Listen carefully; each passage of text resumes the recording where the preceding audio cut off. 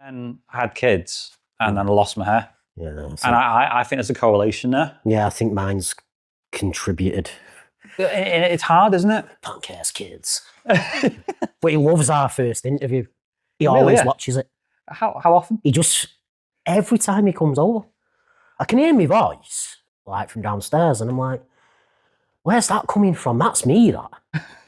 It only started like a couple of months back, and I thought, can I hear my voice somewhere? And it's like, and I'm like, is he on my computer, like, watching the footage of the films and that? Yeah. Then I run upstairs and he's watching me on YouTube. I mean, I'm a bit gutted really, because it wasn't like the best production values in the world, but the fact that he's watching it and he's getting something out of it, it means a lot to me, that. Yeah, like he always says it's funny and things like that. And what do you say, funny? Funny, yeah. Yeah, that's something good. I love it. Yeah, he's like, you're funny, Daddy. Oh, it's like he's 8 years old, but he watches it over and over again. Brilliant. Like, well, yeah. Anyway, we've got to start. Hello, everyone. How are you doing? And welcome back to. This is In Conversation With, and I haven't done this for ages. I haven't done it in ages because my YouTube channel's gone on to pub tours. Pub tours. Yeah, and we are in a pub again, Norton Arms, and someone's with me who I've got a little bit of history with. Can you move out of the way? I don't know who this guy is. He's a guy who was in an insurance advert once. That's what justice feels like. Yes, it is. Bang. Barry Scott. Bang. Wow, what a speed rush. What a phony. No, it's great to be back doing this, because I have been doing all these other projects. It's just nice to get someone on like yourself. Yeah. We've spoken in the past, and before we get into it, I do want to talk to other people, and you've sparked something in me. Yeah. The people who were interviewed 5 years ago when I did my interviews, what was our one? Can you remember? Our one was a bit after that. I think it was about 3 years ago. It's longer than that, surely. I think because I spoke about Boarhog on it, so Boarhog must have been filmed by them. I'm pretty sure it was like 3 years ago. I'll ask your son. I'll have to check the YouTube upload date. Yeah, I mean, to be honest, that was it was at a time when I was doing these interviews and I was still finding my feet and trying to get them out as quickly as possible, or taking my time. Yeah. So it could have been filmed way back before that, for all I know. And the funny story about that is that really great backdrop and and then a lock gate opened or something and water gushed. It gushed. Oh boy, did it gush. It was by the canal. In Castlefield, in Castlefield, which, if you fall in, it's essentially game over. It is, and then we went as close to the edge as we thought necessary. We went real close to the edge, like Jared Leto in the 30 Seconds to Mars video, called Closer to the Edge, when he jumps off the stage onto the crowd thing, the security rail, and he's on the edge. The Easter egg was real. Oh, was it? It was. Well, we haven't introduced you yet. You're not Jared. Introduce yourself to the audience. I'm not Jared. Hi, I'm Craig Quinn. I make films, horror films, such as Wrong Side and Boarhog. They're the two that are out at the minute. They're available on Amazon Prime. So if you run out of things to watch, I'd say that they're worth a watch. Oh, that's an endorsement and a half, isn't it? If you run out of anything else in the world to watch, check him out. Yeah, there's plenty of choice on there. You could watch Jaws 76 times, like I do. Do you get any stats on it and how well it's doing? I do. Oh, you can reveal anything? Oh yeah, it's been great. Excellent. It's been like, because we released it, got the release on Prime in April. We're still getting like a hell of a lot of streams in July. And it's still going, you know what I mean? Brilliant. So for an independent feature. Well, congratulations on that. Thank you. With not much of a budget, that's really good. You had a real focus because we've run in the same circles for a bit, didn't we? When I was pursuing my dream of being an actor, we bumped up to each other quite a few times. A lot of mutual friends. And one of the things I saw about you is you had a real laser focus on what you wanted to do.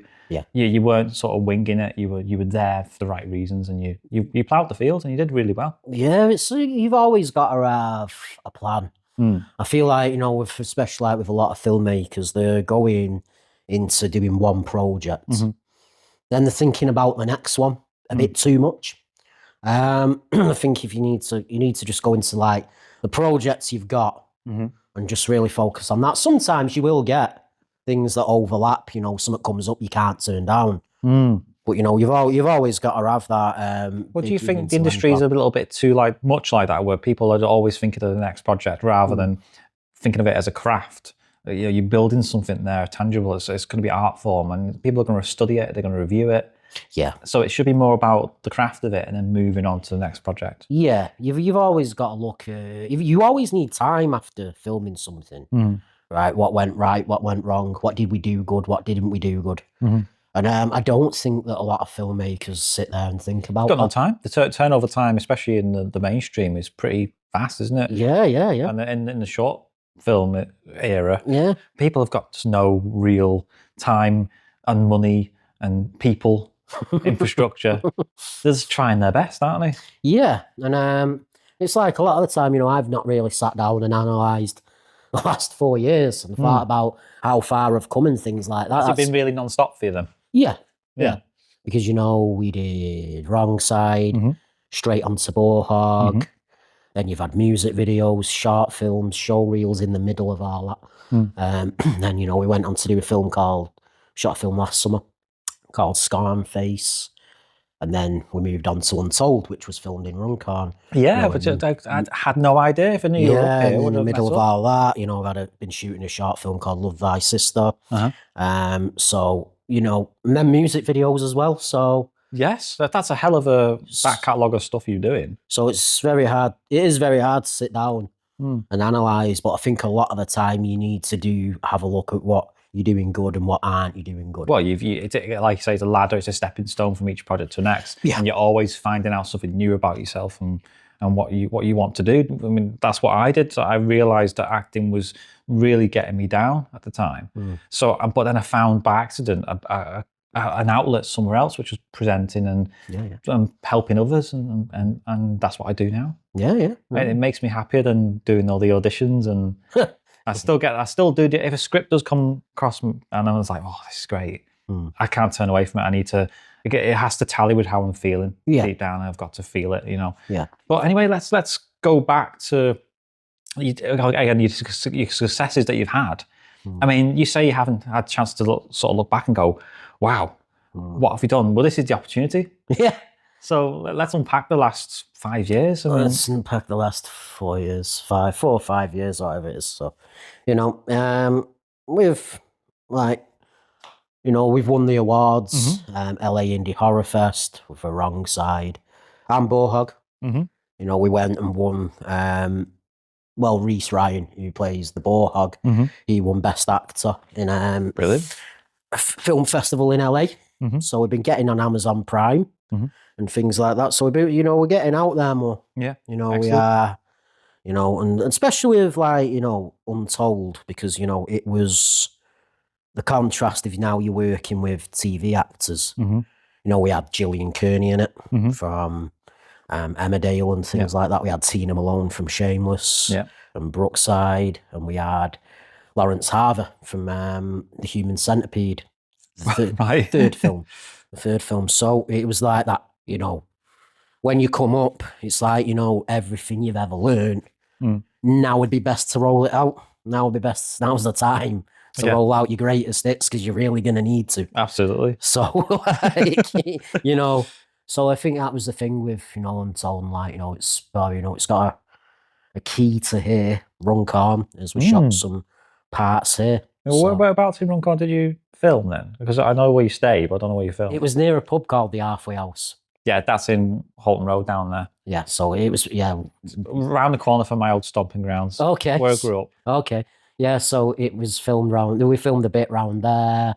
We did parts in Blackpool and things like that. And in Manchester, we did a little bit there. So it's kind of like, you know, in Chester, we went to Chester.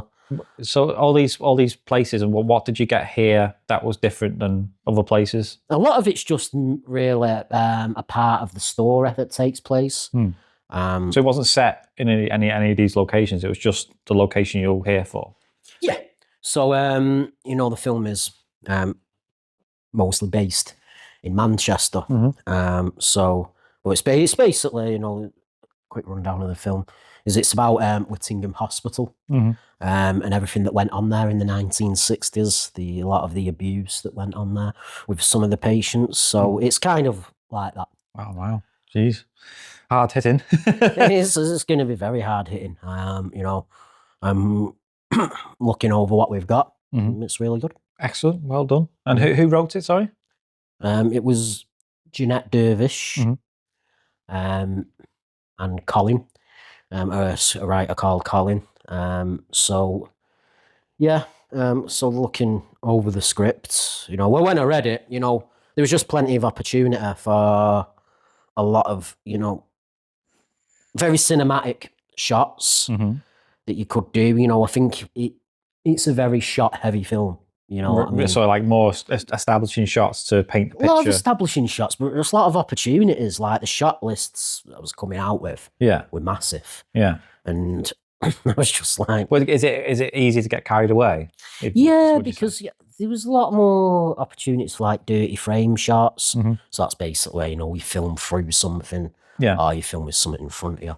Yeah. So there was a lot of chances for that. More than what there has been on the other films I've done. So it could be very artistic then. Yeah. Very arty. Yeah. So which no one can accuse you of. Each time I meet him, he's got a new vest. Yeah, I've got. This is my arm. This wasn't just a fad you were in at the time we met. That's you. That is me. Sums you up. It was not a fad. It's going through a phase. You'll get over it. This is you. It's not a phase, Mum. Bang! It's gone. No, it's still there. No, it's just a different colour this time. Yeah, and again, there's things you've sewed on yourself. No, I actually get a guy called Sid Manson. Did you sew it on previously? Did you do the work? No, it was Sid Manson designs my jackets. Oh, right. He's the same guy who designed the costume for the Boarhog. So he designs all like my jackets and things. Yeah. So yeah, I've only got two. Like I've got the blue denim one and I've got the black one. Was the blue denim one the one you wore? Yeah. Last time you saw me. I think this one was under construction. Under construction? A bit like those towers in Manchester. Yeah. I know that I wanted it for when I went to Journey to Hell that year. Yeah. And I think it was ready by then. Yeah. You did mention your son today. You got a son, is that it? Or you've got other kids? I've got two. You've got two kids? Yeah. Remind me. Brandon and Oliver. Yeah. How are they doing? They are great. They're starting to see more of what I do. They've been on set. They loved it. Really? That's interesting. Yeah, I thought it was going to be real tough with them.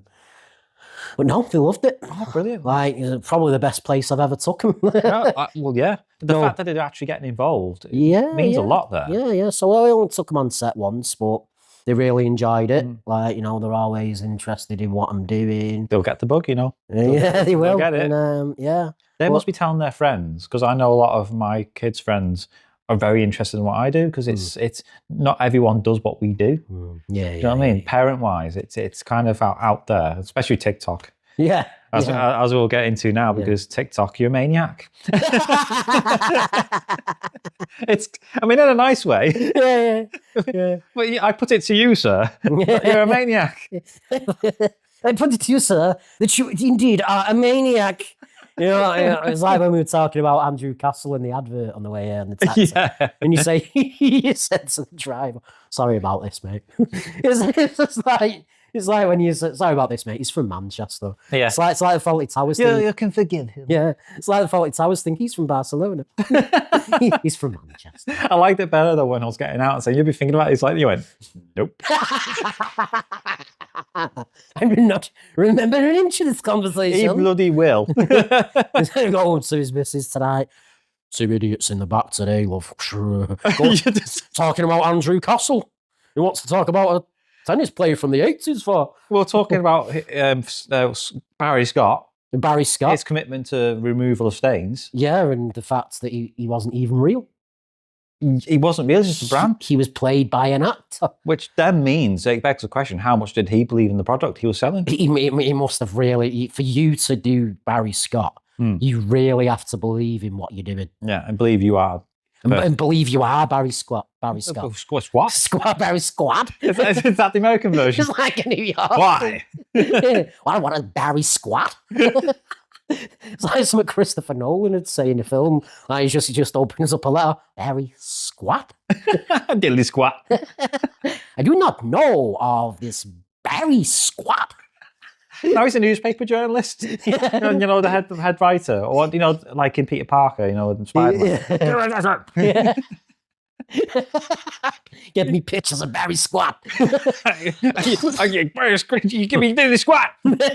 Cheers. Welcome to Runcorn again. Cheers, yeah. He didn't get to do any sightseeing. Back in Runcorn. I know you never do, man, because the thing is with filmmaking, directing, you go to so many places. If people said to me now, oh, what's Chester like? I'll be like, I don't really know, because the vibe there. I got to my hotel, went in, went over the road, got a pizza, went back, woke up the next day, I was getting picked up to go to the location, and everywhere's like that. Oh, that's like the proper road. You know, you got a comedian or you got a pop star. Yeah. Who's on the road constantly in a hotel room, and what you do is very rewarding, but that must be a real downside as well. Yeah, it's like it only really works when you're somewhere for like, say, like a week and you've got a day off. Yeah. Like, you know, when I worked in Snowdonia, I got to see a little bit of that.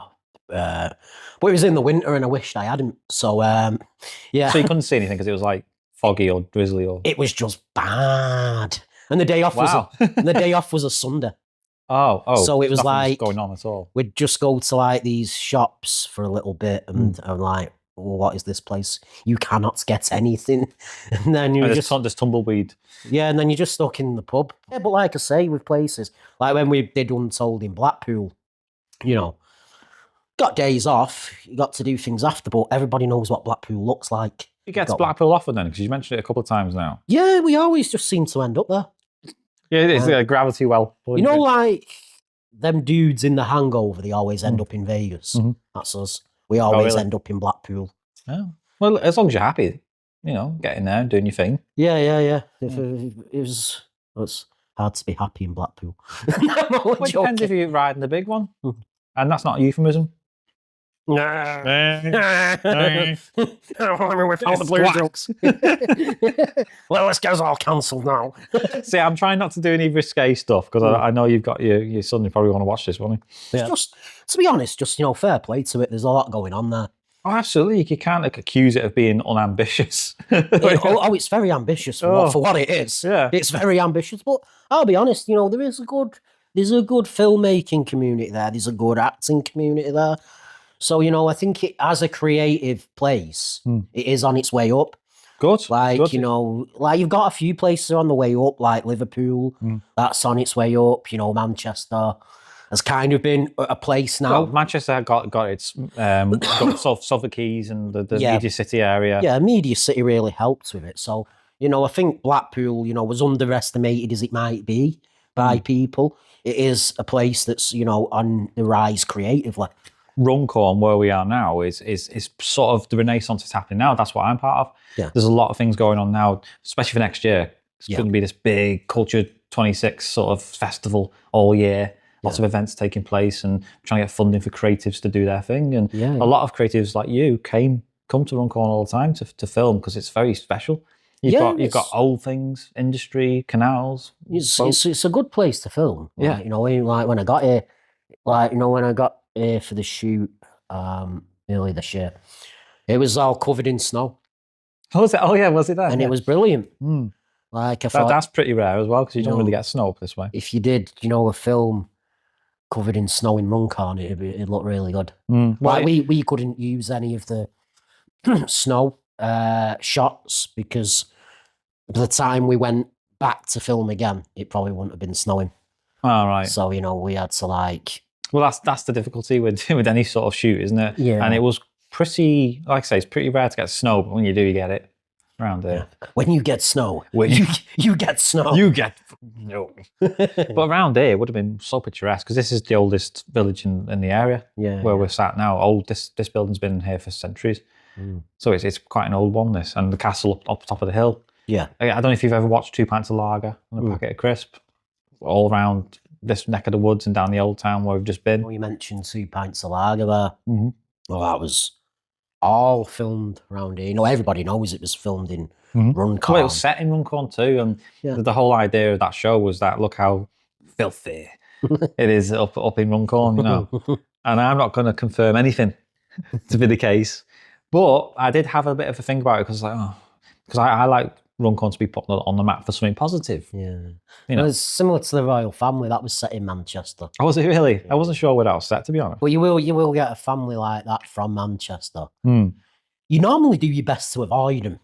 Well, as long as it's not shameless. Yeah, well, the daughter looks all right, but what am I going to marry into? They're all sat around, yeah. Yeah, that sort of thing. Where are you at right now? What are you up to? I'm drinking this. You know what I meant, though? What last 12 months? What's life been like? 12 months, so we need to go back to 85. What month are we in? Oh God, I didn't August know last year. Yeah.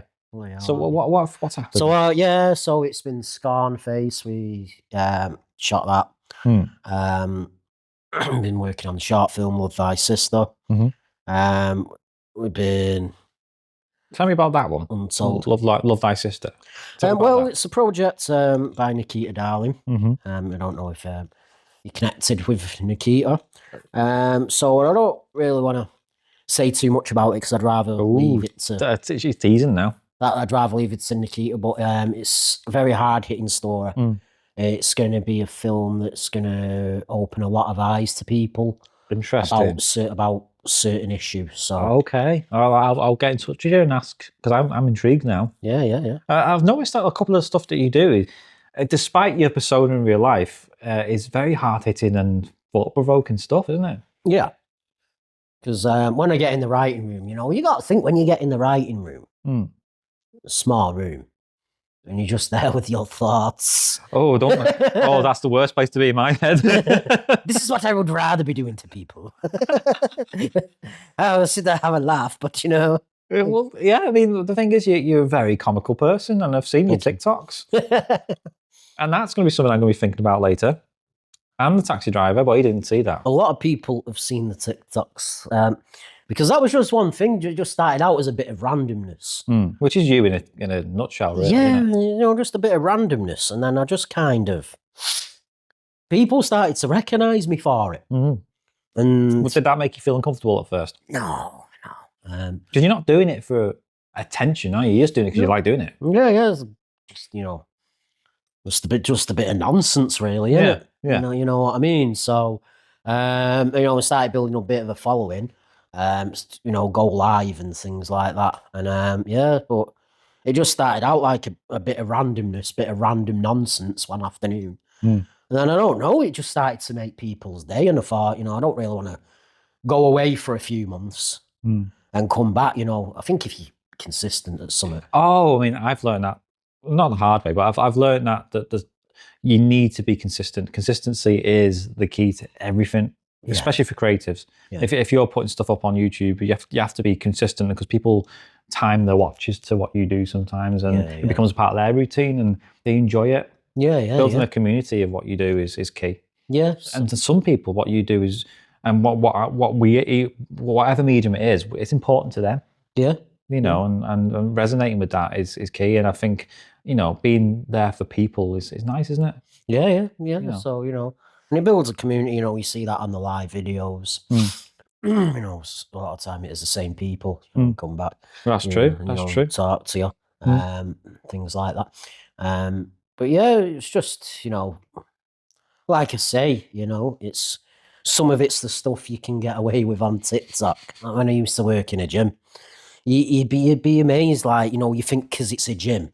You think you'd just be... You're just going to get the generic people, but you get people you'd never expect to see there.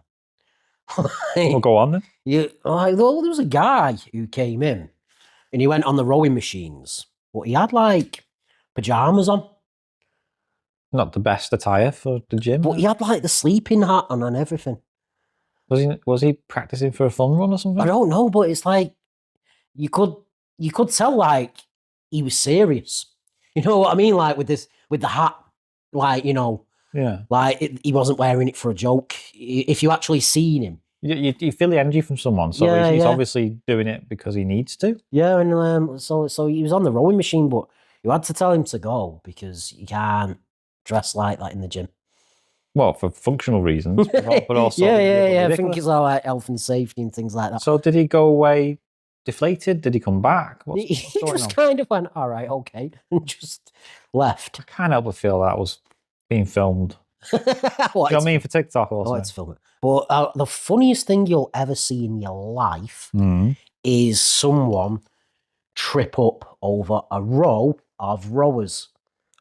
A row of rowing machines. So you know, like you go in the gym, right? Like you're on them ones there, like that. Yeah. Well, a row of them. Yeah. If you watch So someone how do you trip over them? Because they're pretty visible. If you watch someone trip up over one, the first one at the start of the row, they're tripping up over them all. Yeah, because you have to avoid tripping over the other one. Yeah, and it's the funniest thing you'll ever see.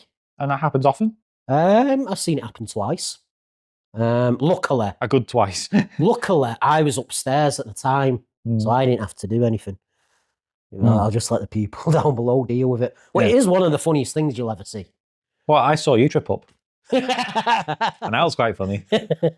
It's a trip to Runcorn. He was coming out the station, right? And he looked really cool. I was like, yeah, look at him. He means business. Yeah. And then he went. But like the thing is, I had my bag on, rucksack, both hands on each handle, and I still stayed on my feet.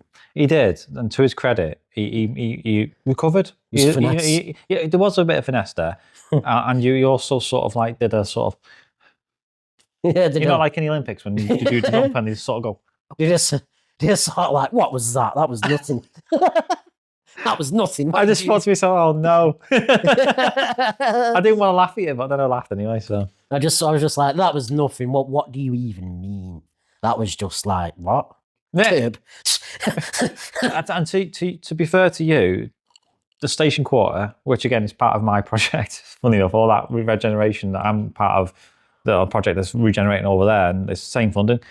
I don't like it because you can't see the curbs. No. They're all the same colour. I didn't see the curb. Well, no, you saw you broken nose. I definitely didn't see the curb. I mentioned Snowdonia before. I'm actually going up Snowdon soon. On Saturday, going up Snowdon dressed up. Snowdon. So I need an idea from you as a connoisseur on costumes and stuff. That's not a costume, not that. For other things. That's not a costume. That's you. Well, it all depends on the weather, doesn't it? It does. Well, I don't know what the weather's going to be like on that. If you're going to be hiking. Yeah, it's going to be uphill struggle. You're probably just going to like dress like you're going to tame rattlesnakes. You know? That's definitely in spare time. But what about the costume? That's what I mean. You can wear like boots. Well, definitely boots. I mean, one of my friends is going up as a nun. Oh, so you're all dressing up in a costume? Yeah, we're all doing it. Yeah. It's not just me. I'm not doing it because I'm weird. Shut up. Going on a hike in costumes. Yeah, I mean, obviously it's probably going to be just me and my friend. Yeah, but I'm talked about gym before. I'm doing a fitness vlog to promote a gym. Oh, so that's going to be the finale of it. But we have to do it back to front because they're doing it this weekend. But I haven't started the journey yet. Yeah. So I'm probably going to look really ripped and then not ripped at the same time. Yes, that Stretch Armstrong thing. Stretch Armstrong. People have the Stretch Armstrong costumes. Did he? What was that all like? Oh, it's kind of like... Just in trunks, isn't he? Red trunks, yeah. Well, someone said mankini the other day, and I'm not doing that. You'll go up in a mankini or a tutu. I'm guessing you don't drive. No. So is that not harming you, but are you struggling with that? No. Because as an actor, you need to be in some really far-flung places. Yeah, but you know. I think with driving, it's having a crash that I'm a bit concerned about. Oh, so there's a hesitancy. Yeah, there's a lot of idiots on the road, isn't there? And I just don't think I've got that headspace for driving. So you've never tried? No, well, I did try, but I just started thinking about other things. Yeah, you're so like me. I mean, I don't drive yet, but I started my lessons last year, in a manual car. And I felt, again, there's so many, like you say, idiots on the road that you can't foresee. And as a learning person, I find it hard to cope with things that are uncertain. Yeah. It's just one of those, like, I'd like. If it's not affecting you, why bother? Yeah, it's not really affecting me, no. I've never had a delay on the way to Runcorn. Blackpool every time. Why you do this? Why you do this? Another skill set. Leland? Why are you stopping Leland? Why can't they just get past the Preston? Oh God, that's shifted now. Where's that? I don't even know what the accent is. It's just a random... It went from sort of like just a normal generic accent to more French. Yeah. Like the candle from Beauty and the Beast. We stop in Preston. Well, Leland, we want to stop in Preston. You're going more east. Well, he said French, so I tried. You've gone more east now. I tried to do it again. Are you good at accents in some ways? I will do you something, Steven. There are some I can do. That's about right, yeah. But it is not Borat. It is, the Eastern European. Yeah. But, of course, it is not easy or possible all of the time. Oh, interesting. Some of the time possible, some of the time not possible. Yes. I really don't know, like, how many accents I can actually do, pal. Oh, okay. I don't know. I was like, just having a great laugh here, What's it like, the haggis in Scotland? What's it like? Haggis, I don't know. Who are you now? I don't know. Don't know. It just kind of broke. You know what? I got in two minds whether to change the accent or not. No, it was like you were pretending to be Scottish. And your character, the previous character, is pretending to be Scottish for a bit. I went, oh no, the facade is... I got in two minds whether to change the accent. And then it just became a different accent completely. Oh, it fit though. I like that. Yeah. Oh God, I got to recover from that. It was I was playing along with the Scottish character. The accents were flowing. Like, I don't know, like, with accents, man. It's one of those, it's thought about, a lot. Can you do Liverpudlian? Liverpool, no, I don't want to be able to do that. No. Not with my back. Says bridge too far. It's just with prep time, I would. Oh, I'm not saying do. Yeah. Perform, monkey. I'm not monkey. asking you to perform. I'm just saying, can you do it, really? Like, I could, say if I got a role in something and I Yeah. had to do it, Yeah. I'd be able to do it. I'm not interviewing you for a role. Say, okay, did you get that? Did you get that? Yeah, no, you can do scouts, can do scouts. What do you say? I don't know. Get him in. He was rubbish at the Scottish. Only had to change it when I did Polish. Played a Polish character. Yeah. That's the only time I've really had to do a real switch up All right. on my accent. The rest of that time, is that because you chose to do that? Or is it because it's well... Do you challenge yourself? That's the big question. Do you challenge yourself? Because with me, I like to, if a script comes along, I like it, I go, right, that's a challenge, I'm going to get into this. Or, does something randomly happen? It depends what the character's like. Yeah. A lot of the time, I only really bother with a change of accent if it's going to be a big role. Yeah. You know what I mean? Well, it's not even just about accents. It's about how, again, if you've never played a character like that before, something that's difficult or something that's a bit different. Yeah. When you choose a script, is that what you're looking for, or does it happen just organically? Yeah, a lot of the time, it does happen organically, but yeah. Organically. Yeah, organically, mate. Well, it does happen organically, Yeah, like a lot of time, I'm only switching accents if it's a big role. Yeah. I'm not going to do it for just a few lines here and there. Well, exactly. But that's the question, you see, when you do take a part, is that something that's consciously think? Because if I'm having a down spell, which I have been in the last few years, I've been tending to pick scripts that are much more dark to vent through. Yeah. Is that what you do? No. It's one of those, if I like a script, I like a script. Yeah. It doesn't matter, what's with me at the time, things like that. Obviously, it's good, when you get a script and it kind of matches your life at the time. Well, it's not about matching it. It's more about there's a need to fulfill. Yeah. An itch to scratch. And suddenly something's like you've never done before. It's an interesting part, an interesting concept, but there's a feeling that you can sort of vent with. Yeah. I think Tommy Shaw was a bit like that for me in Wrong Side. Because I was going through depression at the time. Yeah. And Tommy was very much a character who is depressed, but he's not on the way of, doing something to himself. No. He's just more depressed about, So he's managing it. Yeah. Yeah. He's more depressed about past trauma that's come up. Mm-hmm. So, whereas I was going through, a bit of current trauma at that time.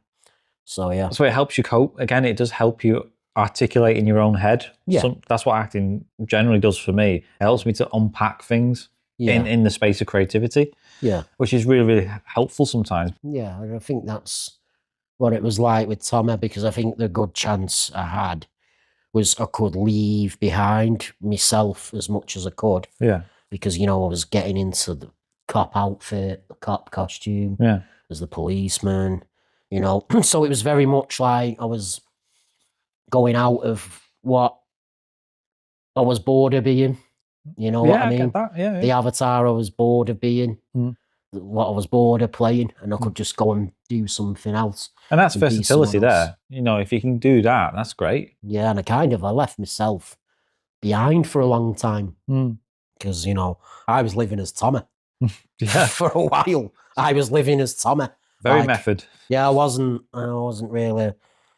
And I think that break, I think I just had a break from myself. And I think as that happened, you know, the depression started to lift. Well, and that's exactly my point, really. I think it does, if you can find that in what you do, that's really good. It means that it's more authentic, and you're also able to sort of fix something along the way, and you learn something. How does it come about when it comes to TikToks? Because for me, I plan it too much that it won't be authentic enough. Well, I just list them. Yeah. And then I just film them. Like, say, I'll get to a certain point of the day. I've got to film a TikTok now. I've got to do it. So then I'll go do it. And then that's that. It's done with. Yeah. You know what I mean? And I just check what time the best time is to post. Yeah, I'll just put it up, man. You make it sound so simple. Yeah, because with me, it's not really like, oh, you know, there's money on the line here. You know what I mean? Or anything like that, you know. I think it's just literally just about perception, really, about, you know, if you're doing TikToks, why are you doing them and what's in aid of? And for you, it's just literally because you're an insane Mancunian. Yeah. And it's just like, you know, it's put a bit of light on me as a performer. Yeah. And put a bit of light on the films. And that's the only But also, it also indicates the person you are as someone who you could just, like we're doing now, sit down, have a chat, a pint. Yeah. And it's just like, that's the only real reason for it. It's not to like, oh, let's get up to 10,000 followers so can earn money off it. Because that's when, because I know, like, if the minute I start earning money off TikTok, that's when a lot of the enjoyment goes. Well, yeah, because the pressure will be on the financial aspect of it. Exactly. And it's just saying like, that. Same with YouTube for me. I was just saying to someone before, I'm not putting stuff up just for, you know, the attention. I'm doing it because I love it. Yeah. And then whatever happens, happens. It's like your son. He's watching the last interview we did, and he's getting something out of it, and that makes me happy. Yeah, it's good, man. It's good. You know, but it's like with anything. Like once I know, like the enjoyment, say if I was to get with TikTok, get to 10K followers, start making money off it, the enjoyment would drop. Yeah, I get that. You know, and I think it comes with a commodity. Yeah, and it's the same, like, you know, making films. You always think back to when you were starting out, and you know, thinking what a day that was, because there's more pressure on you now. You know, but people think the pressure will ease the further up you go, and it is actually harder for different reasons. Yeah, and you know, you're always going to look back on your earlier days and go, you know what, we had it all then. True, and also, like you say, if we've made a mistake with something, you look back and go, oh yeah, that we could have easily solved that if we knew this.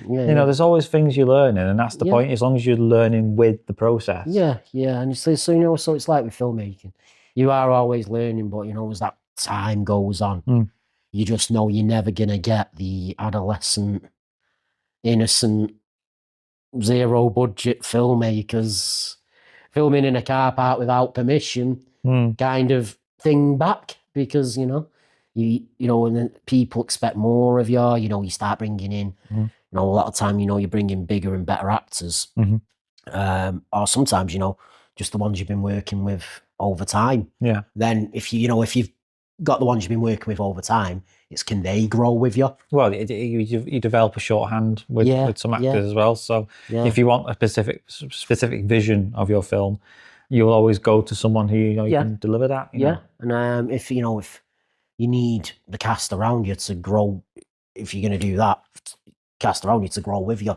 then it's like, you know, the actors that you're bringing in, you know, are they up to it? You know what I mean? Is it too early in their career for them to? That's a tough position to be in. You know, you think you're ready to make those choices at some point, and then you go, oh no, because I do the same thing now with volunteer management. And I'm like, oh, Who do you feel? Because they're all there to give their time. Yeah. How the hell do you decide who's? Because they're all giving off the same vibes, enthusiasm and stuff. Well, how do you decide? Well, in a lot of the time, with us, it's it's a thorough process when it comes to auditioning. You have to do a self-tape, in-person audition 2 with camera, the lighting, and who else is going to be in the scene. Yeah. So who's going for the co-star roles. Then the 4th stage is, face-to-face on FaceTime. That really is for a FaceTime or whatever. Yeah. Kind of like a job interview situation. Then we'll decide, Because there's many points there where that person has to demonstrate their commitment. Yeah. But also their competence. Yeah, it's like the commitment, and just to make sure, because it's about an actor thinking if you're going to be right for them as well. That's true. It's a two-way street, that. Yeah. It's always going to be more of a punch in the gut for an actor if they get on the set and it really doesn't work out for them. Oh yeah, because it's a lot. I mean, I don't know about you, but the amount of energy it takes to audition, and that's what I was saying to you before. I was getting to that point where I was starting to fall out of love with that run at auditions, because it is a tough slog to get through. 3 auditions a week or 2 auditions a week, and you're building a character around the little information you've got. Yeah, and that takes a lot of energy, and I was starting to fall out of love with that. Yeah, and so like you say, having that, knowing that the production company is doing the right thing, and they're looking after you too. Yeah, it's really good. When I used to do it, I used to sort of, if the line wasn't working for me, I'd ask for permission to change a few lines that I stumble on. Yeah. But again, it's about demonstrating how you'd approach the character more than knowing the lines. Yeah. If you've got a vision for the character, you're presenting that to them. It's up to them if they like it or not. Yeah. There's always a second audition. Yeah. There's always a second audition with me. Yeah, because you need to clarify the next bit, Yeah, because, it is something you need to do. Well, that's what we'll be doing on all the films, really. So you're in a good place. You're happy. I'm happy. In your family, in your job. I'm assuming you're doing this full time now. Yeah. I didn't ask that question, did I? Yeah, which is unfortunate.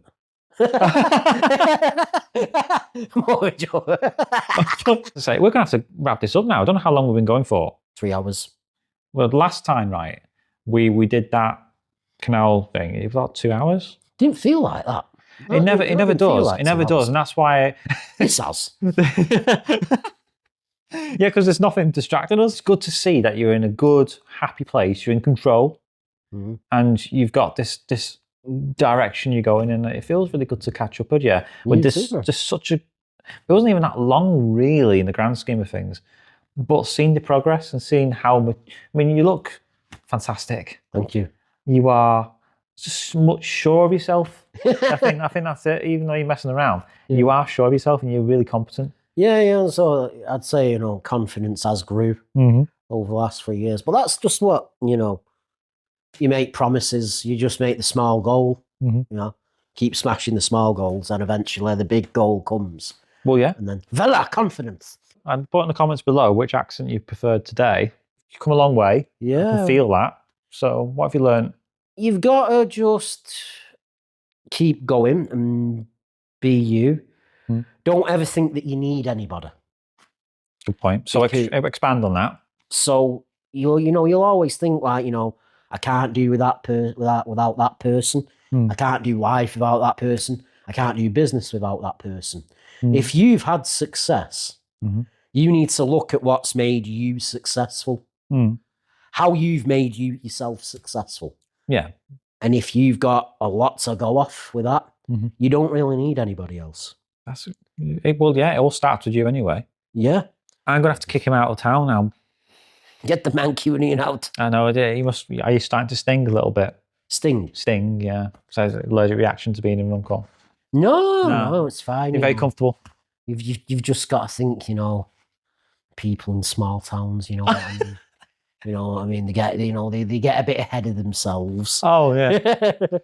I've got a big head as well. No. But I like it here, mate. It's good. Good. You're welcome back anytime. Yeah. If you are doing a film next time, let me know. Yeah, I'll give you a shout, man. I'll buy you a drink that's not alcoholic. Have you got any exclusives? No. Oh, fair enough. There is nothing. What I do know is that you can do accents. I'll give you all I can. I've milked you. Yeah. I've got nothing left. Well, I'm going to shake your hand. Yeah, man. Thank you so much for coming all the way here. Oh, God. Thank you so much to Claire for Norton Arms. I don't even know if we actually said where we are, you know. The Norton Arms, that's where we are. The what? The Norton Arms. Norton Arms. Norton Arms, mate. Norton Arms. Yeah, that's how we talk. I'm quite sure it's not spelt like that. That's how we talk in East Manchester. That's not me. What's going on? That's how we talk in East Manchester. But anyway, thank you so much to Claire and Norton Arms for putting us up. Thank you, man. So, let's get you to the station, shall we? Yes. Oh, by the way, before I forget, if I've interviewed you in the past, because you started something now, like Michael Jackson, I want to be starting something. So what's happening now is I want to get back through my greatest hits, the back catalogue of people, talented people such as yourself, who've been on the channel in the past, and see where they are now. So if you're watching this and you've been on in the past, get in touch with me. Let's have a chat. Let's see where you are. Are you married? More kids? Big film star? What's going on? Tell me. See you later. Wave. Way better.